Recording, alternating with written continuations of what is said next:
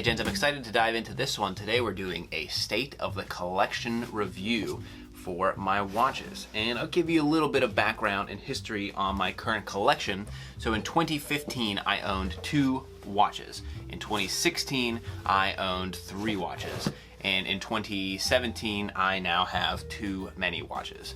And it's been a real journey. That growth has just been a function of education and passion and excitement and all kinds of stuff just coming together in this year for the explosion in the collection. And I've learned a few things along the way. You know, I've had a very deep interest in watches and timekeeping for a while, and it's just all happened at once. And I'm ready to talk about what I've learned this year.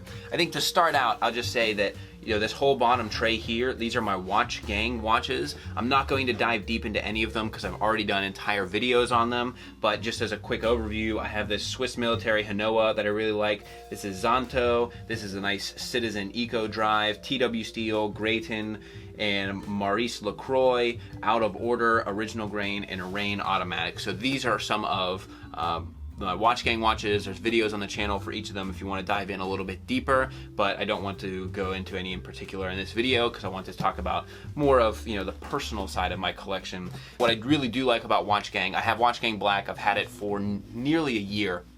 It's allowed me to like speed date my way through watches in a way that has helped shape and understand what type of watch I really truly want when actually going to buy that one piece. The nice thing about Watch Gang is you get higher priced watches for less than retail, and it's boomed my collection and it's been really nice. Now, the main place that I'd really start at is going to be my Seamaster. I got this in August of this year. This is the Seamaster Professional 300 meter diver in the Commander's Edition, and I did a whole video on this. I will also do a 6-month wear video, so I'm not going to go dive too deep into here, but this watch was like my grail for a long time. I always wanted an Amiga. I always wanted either a Speedy or a Seamaster, and when this came out this year, this is the one that I knew I was waiting for. I do like white faces. You might notice that on some of my collection here, so I know, people like either the blue or the black, but I do like the white, and this basically is on my wrist 90% of my entire life. So I sleep with it, I shower with it, I run with it, I do everything in this watch. I do switch out for other watches on occasion for, sometimes I switch it out for work depending on my outfit, but if you run into me almost all the time, I'm wearing the Seamaster. I absolutely love this watch. We'll just go down the line here and talk about each of the watches and their significance in my collection, because most of these ones on the top here probably will not be cycled out anytime soon, and I'll talk about why on each of them. So the first one, this is a BSA 2010. This is the watch that was released for the 100th anniversary of the Boy Scouts of America. I got this the year that I became an Eagle Scout. This was a gift from my troop. I wore this watch in my wedding. It has a nice reptile band, silver face, and it's nothing crazy in particular. It wasn't even that expensive. I think it's made by Dakota watches. It's an automatic, so this was my first automatic watch that I ever owned. It's just a nice sentimental reminder of the things that I did in scouting. Some of the best memories of my entire life are through that organization, and some of my best memories with my dad as well. So really like having this piece around. Number 2 in the collection, this is my Mondaine Swiss Railways watch. This was really the first watch that I liked, cared about, and wanted to get. This was a gift from I don't know if she was my fiance or a girlfriend at the time, but this is a gift from my wife, and it is on a Milanese steel bracelet, and just super clean, simple. I really love the design of this. It's nice and thin, it's nice and small. I believe this is a 38 millimeter, and I wore this watch basically nonstop for 2 years when I first got it. It was also a real treat this year when I was in Zurich to see this design all over the place. I just love how clean and simple it is, and so that is my Mondaine Swiss Railways watch. The next watch that I owned, and you can see this on almost all the videos the first 2 years of my channel, this is the Withings Activité Sapphire version, and I loved wearing this watch. It has a very similar, clean, simple design to the Mondaine. It is a Bluetooth connected movement, so it's an activity, step, sleep tracker. You can see I did a whole video on it on the channel. It has interchangeable bands, so I used to wear the watch constantly, and I'd switch between a silicone band for exercise, sleep, and daily wear, and then I'd switch to either a black or brown leather whenever I was going to the office or to work or going out anywhere. And so I basically never took this watch off for 2 years. Absolutely love this one, and I haven't worn it since I got the Seamaster. The thing I like about this is there's no battery, so it's a smartwatch, but it's not a daily charge smartwatch, which is one of the things I never liked about the Apple Watches. They were bought by Nokia, and so they still make these products, but I think they stopped making the Sapphire one at all. Next up, we have the Timex Weekender. This was a gift for being part of my brother-in-law's wedding, and what an amazing gift for being in a wedding, but also an incredible timepiece. If you're looking in the like movement, MVMT, Daniel Wellington stuff, you cannot go wrong with Timex. It's going to be much more cost-effective. It's going to be cheaper. There's heritage behind the Timex brand. I love the fact that I could buy this watch. I think these watches are like 30 bucks. You can put any strap on here, it's going to look good. Timex, just a great brand to have in any collection.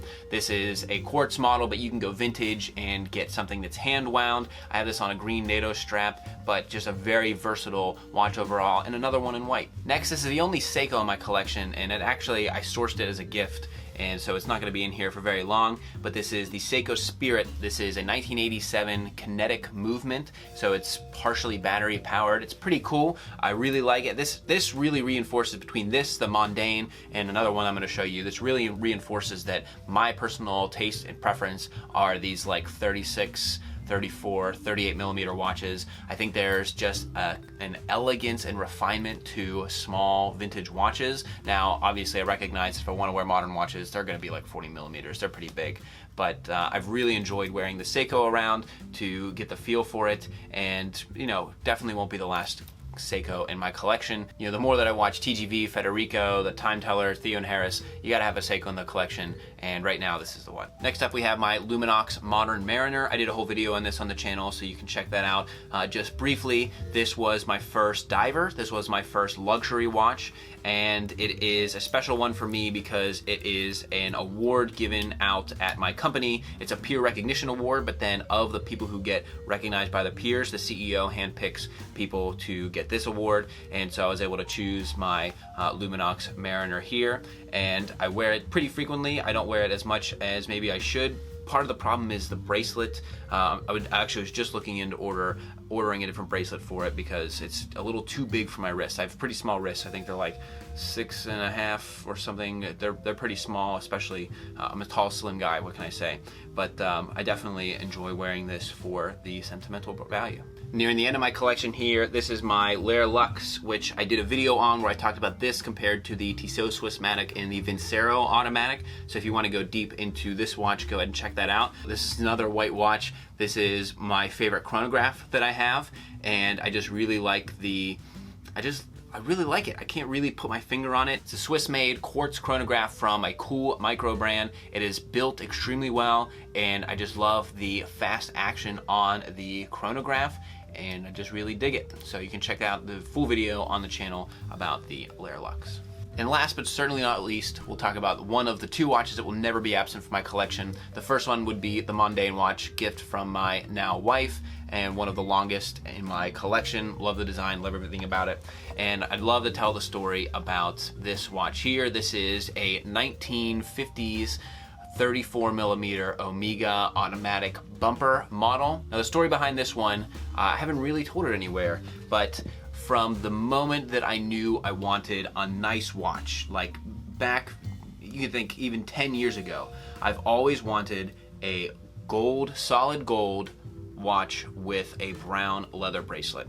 And for years, I have looked on vintage watch sites, searched eBay, and looked around, and every time I'm always looking for vintage Amiga, something gold, and I've always seen watches that I've liked, and I never pulled the trigger on them. I can't even tell you how many times I've almost gone through with buying a vintage Amiga, and what I've really wanted in subsequent years has been a 1967 model, which is my dad's birth year. The late 80s, 90s era of Amigas have never been that interesting to me, but what I really wanted, my dad never really had nice watches, but what I really wanted was a birth model for his year, just in, commemoration of my dad. So, from my very first days, I wanted a Daniel Wellington. I was looking at the gold with brown leather. I'm into that style. And so for years of going on eBay, searching vintage Amiga and searching on wannabuyawatch.com and Theo and Harris, I look at all these sites and I always wanted this model. Now this year is the year that I got my Seamaster, so this was supposed to be like, I was not buying any more watches for a while. I have some lust over different models and I've still got my grails, but I need to take some time off. Well, happenstance one day, I went on eBay, searched 1967 Amiga, and this watch comes up. Now, it meets all the criteria that I want. It's an automatic, it's small, it's got the leather bracelet, it's gold, and it's in perfect condition, and I absolutely love it. And as I'm scrolling through the pictures, I noticed that the case back is engraved, and that should be a big red flag. Don't worry, I found models that I really wanted that was like, to my wife with love, and then their anniversary date. Like, who really wants that? But I came to the case back, and it has a JPS on the back, and the JPS are my dad's initials. And the moment that I saw that, I hit the buy it now button, and I had to have it. So this is a watch that, although it doesn't have direct sentimental ties to my father, in many, many ways it does. And it's also, between the Seamaster this year and this watch, it's a personal recognition that things have been going very well in my professional life. Obviously, these are all just things, and if I had to save my family or feed my family, I would sell this watch or something, but this watch does mean a lot to me, and I love, this is like my perfect dress watch. Anytime that I'm going somewhere that I want to be dressed up for, date nights or anything, I'm wearing this watch. When I go to weddings, I absolutely love this thing, and it's so perfect to me. And this is like the one perfect watch that I really, really love. My Mondaine is amazing, but it feels very, very right to have this gold Amiga with my dad's initials on the back. So that is my watch collection. So I've learned a ton of things over the last year collecting all of these watches and really getting into the watch world, watching, I shouldn't say hundreds of hours, but dozens of hours of watch-related videos on all of the great YouTube channels that are out there. So I've really found what my style of watch is. I think I'll talk about that in a separate video because I don't know how many people are going to make it to the end of this one, but that is my state of the collection today. With the Watch Gang watches, those I look forward to like trading in and trading up and seeing how many I can like really cycle through. But for the most part, the watches on the top of this case aren't going to change much. Those are the ones that hold a lot of value to me personally, and I can't see them changing much in the future, but who really knows? Now, part of the learning that I've had over the last year is that I do definitely want to get into more of like a minimal type of collection. I really like what Brock does, where he's got, he's got his diver, he's got his dress, he's got, you have watches for specific things. I don't think you need, you barely need one watch, let alone all of these watches. And so there's a lot of learnings that I've had over the last year. I'm excited to talk about those as we get into 2018. So let me know what you think about my collection. What am I missing? What do I need to get in 2018? Should I finally plunk down for that Speedy? Should I actually go for a Datejust or something in that realm?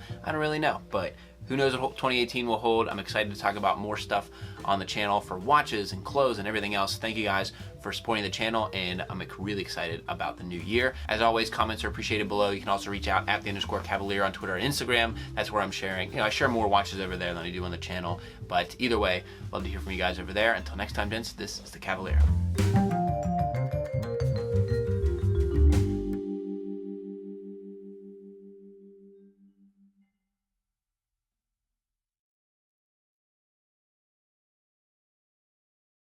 Can you put it, can you show me what it looks like? Wow, that looks good. Maybe put it down here. No, right here, right in front of the camera. Like this. There we go. Perfect, I'll use that. I did that. Want me to wear it? Okay.